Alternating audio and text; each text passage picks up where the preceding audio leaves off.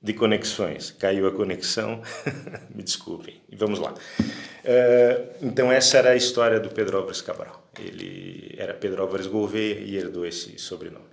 Bom, as relações então internacionais chinesas no mundo, né? Eu iniciei os negócios com a China ainda nos anos 90, já via essas máscaras, né, nas ruas desde 98 e lá naquela época, em conversa com um agente num templo budista, eu deduzi que a China estava se transformando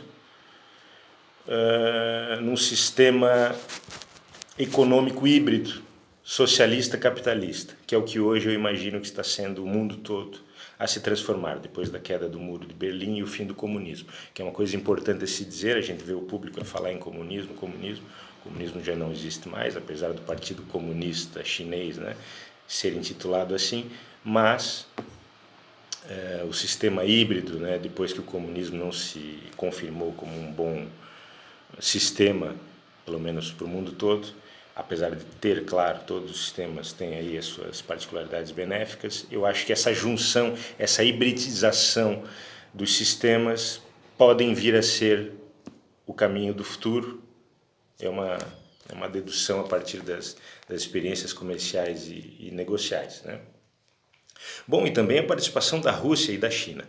Essa rota da seda, que ela não é só terrestre, mas também é marítima, ela tem uma intenção de terminar em Portugal.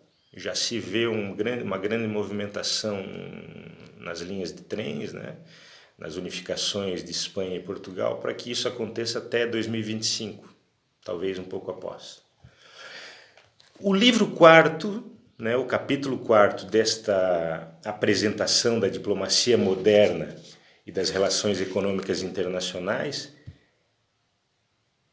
tem como um dos principais pontos a corrupção versus os direitos humanos e a importância, né, de observar-se estes detalhes da corrupção que atrapalham, né, a paz duradoura, a paz civil, atrapalham os respeitos aos direitos humanos, né, e que faz com que algumas sociedades, né, essas sociedades em desenvolvimento, as emergentes principalmente, como foi aí os últimos anos, né, e os primeiros anos desse século, que nós vimos aí bastante situações de corrupção, e o nosso país foi um dos participantes destes, né, tudo isso nos traz uma desorganização social muito grande, uma desorganização econômica muito grande e, obviamente, atrapalha as nossas exportações, talvez incentivem demais as importações em detrimento das exportações, não aqui querendo fazer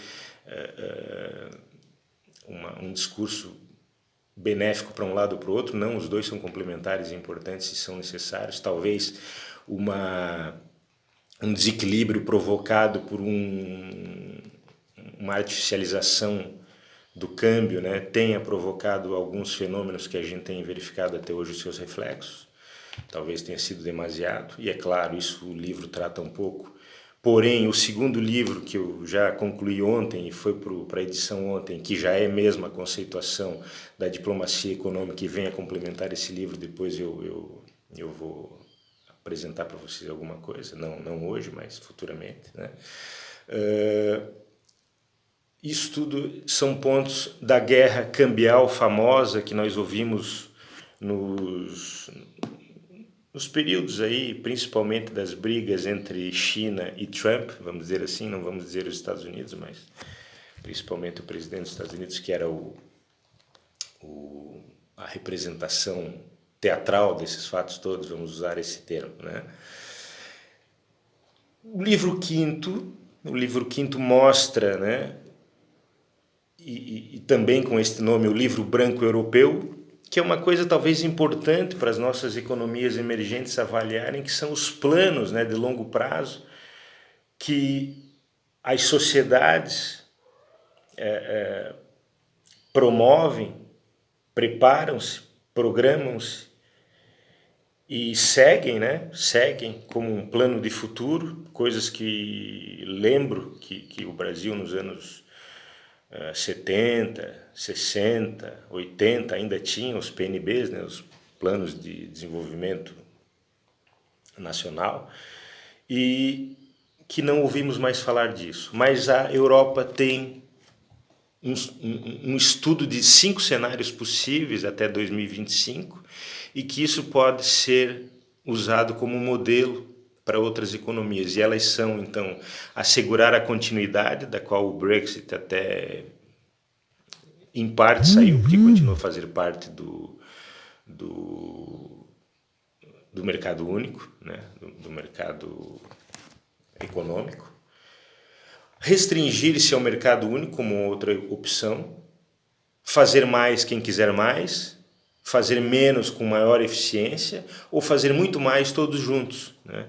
Talvez exemplos, né, que o Mercosul vem seguindo e que muita gente também não entende, como foram algumas propagandas que a gente viu das placas, né, de automóveis e tal, mas isso tudo já um preparo, né, seguindo modernamente o que o bloco econômico MOR, né, o líder mundial de blocos econômicos, a Europa, vem a estabelecer, e que nós, como descendentes europeus, né, o Brasil é um descendente europeu, um descendente africano também, né, estamos a fazer.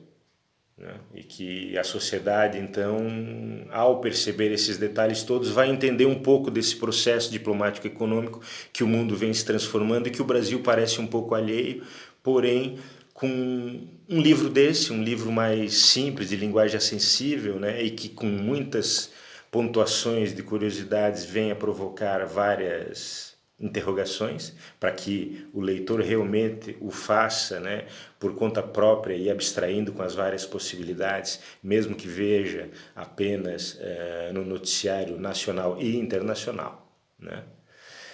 O livro sexto, falando de organizações mundiais de comércio, a nossa WTO, né, principalmente, mas também uma que não é bem conhecida ainda no Brasil, ou popularmente conhecida, que é a CPLP, a Comunidade dos Países de Língua Portuguesa, né, uma das maiores comunidades do mundo, né, com todos os países de língua portuguesa inseridos nela, mais um grande número de observadores e associados, tornando-se o maior bloco de todos, né?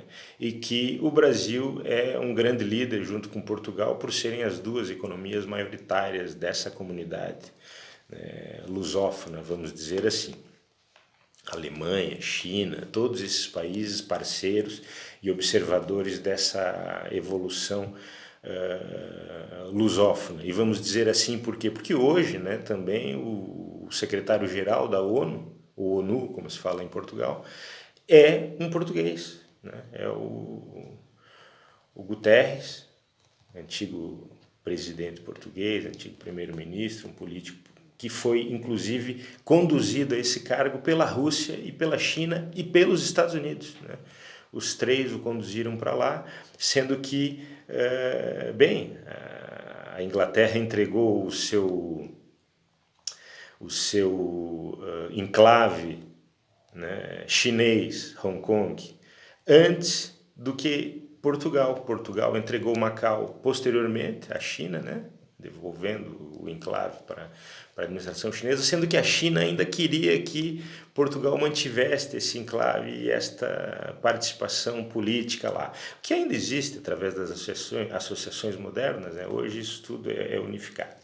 Mas isso é interessante salientar, porque são questões que às vezes não chegam ao público em geral e muito importantes nesse sistema global moderno. Bom, então ali eu explico um pouco do que é a comunidade dos países de língua portuguesa, essas relações todas da diplomacia multilateral com a globalização. E por fim, o livro sétimo, onde eu trato professores e colegas e ouvintes, né, sobre o protocolo diplomático comercial e econômico empresarial, né?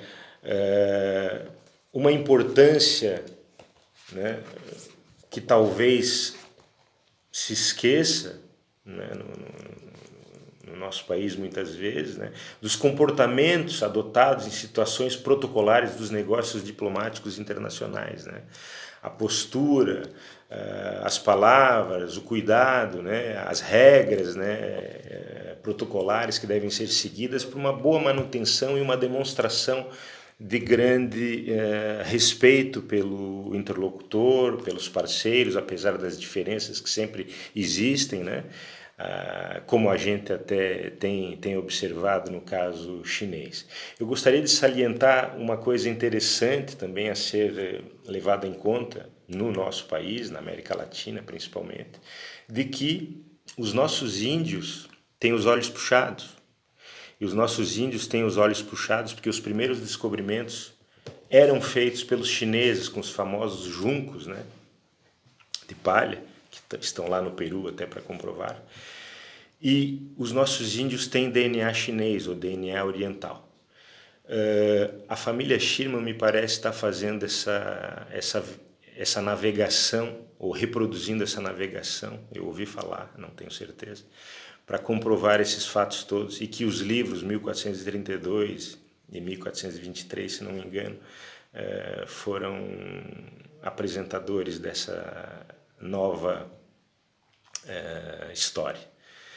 Meus amigos, eu espero ter cumprido aqui o horário, talvez até um pouquinho menos para a gente dar tempo aí para as perguntas e as curiosidades todas. Agradeço aos professores Germano, Amal, a Clarice pelo convite, e foi um prazer inenarrável mesmo dar essa parte de apresentação na reunião dos senhores, e fico muito grato, espero que tenha gerado bastante curiosidades para que nós possamos avançar com essa diplomacia econômica, comercial e empresarial de uma forma proativa daqui para frente, após essa pandemia, que vai, dentro em breve, trazer tudo para um novo normal, talvez um novo normal onde os oceanos estejam mais limpos, os oceanos que são um bem universal e principal foco, diria hoje, da diplomacia econômica internacional. Amigos, muito obrigado. Foi um prazer falar para vocês aqui.